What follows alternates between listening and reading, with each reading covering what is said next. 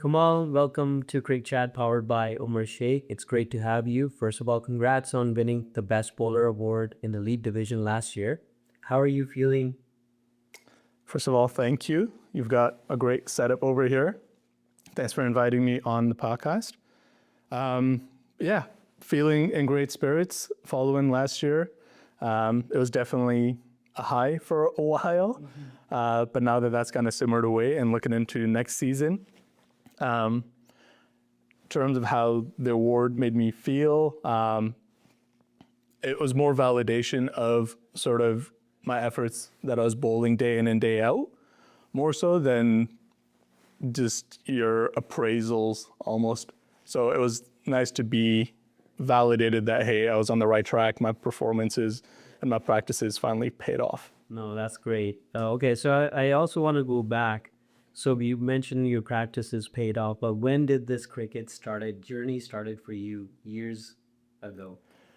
It's similar to how it started for all of us, really, right? Back home in Pakistan, played on the rooftops, played in the house. Then when we came here, we would always play in the summer. So our elementary school was in Marlborough, and we would go there in the afternoon around 5, 6 o'clock. Imad, my older brother, Jalal, my younger brother, and myself would go out in the middle of a summer day, 5, 6 o'clock, sun's beaming, go into the baseball diamond, start playing cricket. Obviously, Imad being the oldest, would always get to bat first. So Jalal and I would be bowling, trying to get him out. And it wasn't so much that you wanted to do good at that point. It was just getting him out so you could bat, so you don't have to run around in the sun all that much. So that's really how kind of cricket came into my life in terms of like tape ball, that hardball, tennis ball kind of cricket came in. And then in terms of where I started my hardball career from was, I'm getting my years mixed up when I was thinking about this question. And I can't recall if it was 2009 or 2010, but I know it was Farhan and Burhan. We were going to school together, and I can't remember if it was junior high or high school, so grade 9 or grade 10. United had a game with Colts. And back in the day, Colts, you had to play for Colts if you were playing against your own team, because they were playing in Division 1 or Premier, whatever it was at that point in time. So it was Farhan, Burhan, Fuki, Anna, Sudip Talik, those all guys were playing over for Colts. So they didn't have enough playing 11 for United. So I went in and filled in for United at that point. And that's how I was introduced to the game. Funny story, when I was actually fielding, I was fielding at point, and I still remember this day very clearly because it was my first day playing hardball cricket. I was taking a point, it was overcast conditions, and I can't remember if it was Anna or Fuki. He hit the ball straight towards me to point. I go to catch it, it hits my hand, I drop the catch, and a cricket ball has never hurt me that badly, even to today, as that one did. Right. So it was fascinating, and then from there on, obviously slowly kind of started playing for United there for a bit, and obviously played together in Patriots, and then Kannada Panthers for a bit. Went back to United for a bit, took about 2 years off in like 2020, 2019, I want to say. I was having a really bad knee issue. And then, yeah, after that, came to Night Riders. Well, I remember like especially the early days when we played at Patriots and Kannada Panthers, like I was maybe 15, 16 years old at that point in time, right? So it was just exciting to be a part of a team. And we had a lot of good guys, like we had you, we had Raman, we had Wakas, we had Amriya, Imad, Zwan. Like we had quite a few guys that are still around in the league, which is nice to see because you run into them every once in a while. You know, I've known you for a very long time, and our viewers can also attest to this, that you're that one guy who's always quiet, tall, lanky player who's just quiet, minding his own business. You never hear that aggression, or you never see that. But it comes out again. It comes out when I'm bowling. The rest of the time, not so much. So I want to go back. You know, you mentioned Imad was he would always bat, or you would try to get him out, and Jalal was trying to do the same. but something seems a little fishy. You know, he's known for being a good batter, and you ended up being a good bowler. So that means you never got to bat. I never got to bat, and you never got to bowl. It seems like, but no. Kind of adds up now. Imad was actually a really good all-rounder. If you remember in Patriots, he used to bowl with us, and he used to have like a shorter run-up, but his action and his bowling was really good. Yes. And he was an actual all-rounder at that point in time where he would give you those solid 4 or 5 overs in the 50 overs. Yeah, he was good game. And he had like good line and length that he understood from earlier on. But yeah, no, I never really did manage to get him out. And it would piss me off.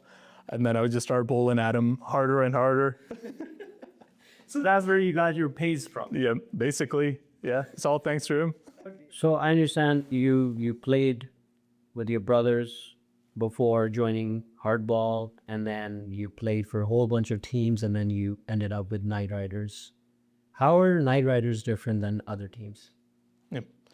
So Night Riders is just a good group of guys that are friends that happen to play cricket together with us. So that would be Waqas, Imad, even Shalal and Jalal joined us about 2 years ago. Hasib, Shani, Taibai, Ali, like all these guys, we just happen to be friends that play cricket together. And there's a lot of trust in the group in a sense that we can have fun on the field with each other, kind of rip on each other a little bit, but we know when it comes time to be serious and get down to it, we can do that as well. And the other thing is, when I speak about trust, it's when they give you feedback, it's proper feedback in that they actually have your best interest in mind. It's not just noise kind of from the outside. It's somebody in the team telling you, hey, like focus on this, we'll get the wickets, don't get disheartened, right? Because as a bowler, if you don't get a wicket for 3-4 overs, you automatically start thinking or you start going for the wickets. But it's always nice to have somebody in your ear being like, hey, stick to the basics, let's go back, don't try to do anything, stick to your plans, and it will come to us. The other thing, it sounds cliche, but cricket is a great equalizer. So you can have all the planning completed and in place, but once you're out there, it's about execution. And having those guys with you in the field helps you execute that plan better because they're always in your ear, kind of giving you those little tidbits that you might not be noticing when you're running in and you're not getting a wicket and you're hot and stuffy, especially in the summer days.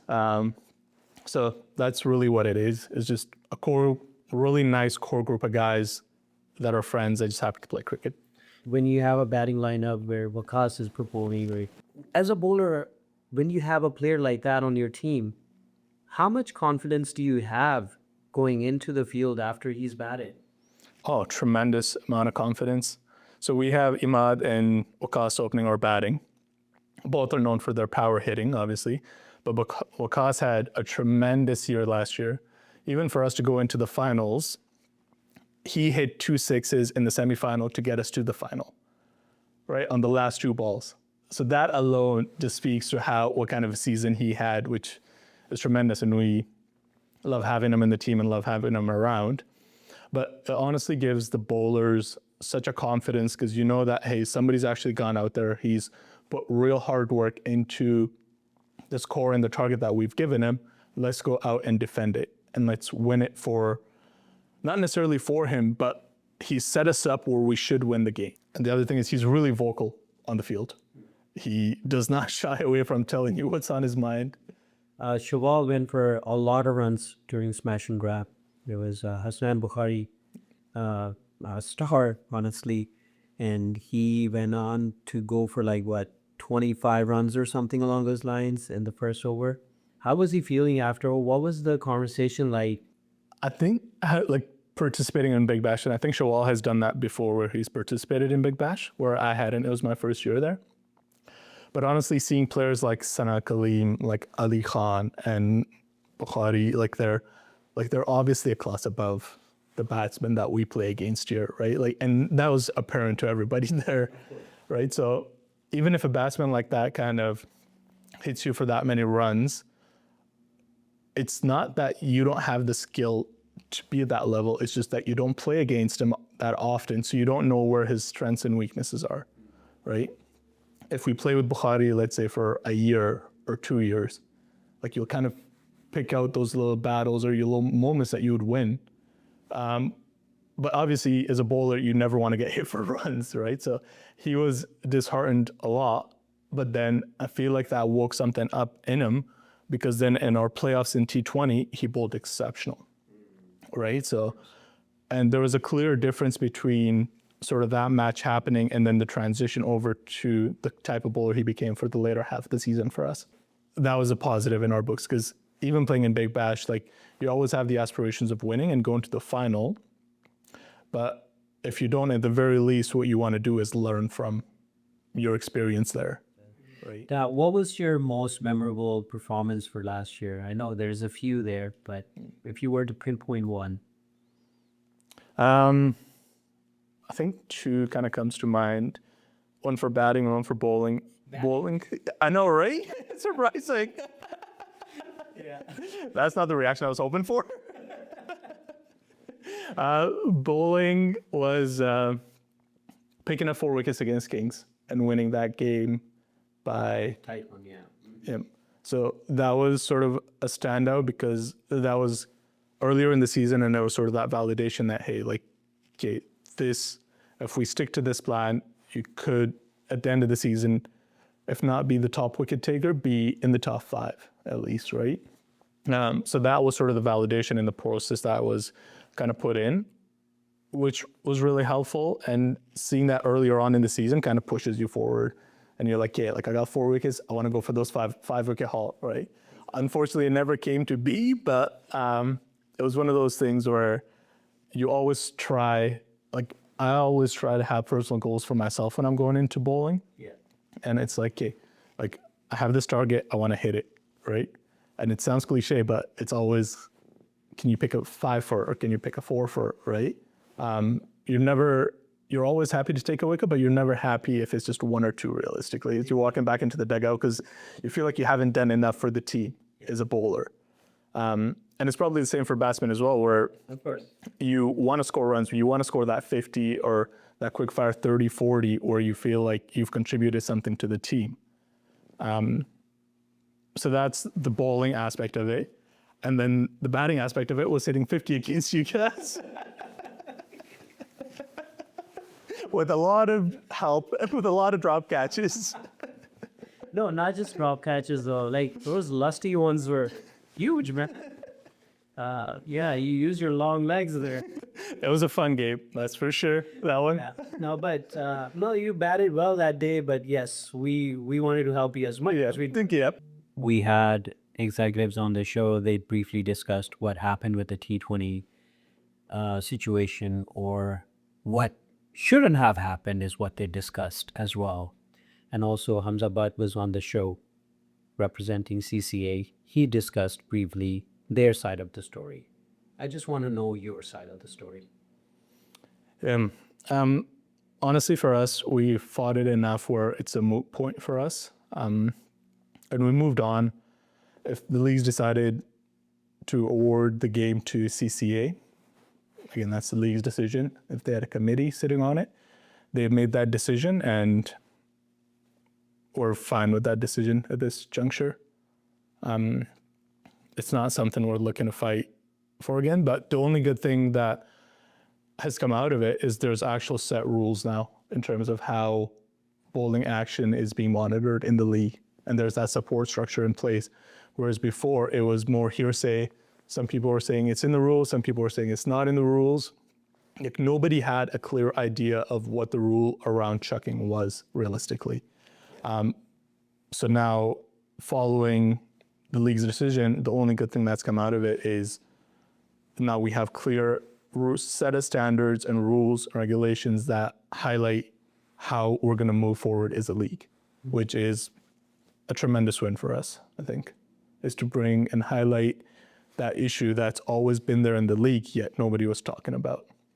Because everybody had this understanding that it was in one place or another, but nobody really knew what the crux of the matter were. right? So now that there's actual rules and regulations around it, I think that will help everybody. I think it was you or someone else. It could be another brother. I'm not sure. But someone was charging at the umpire from Knight Riders team. No, so I watched your interview with Paul on that actually, and it's a good thing that you brought it up because I want to clear there.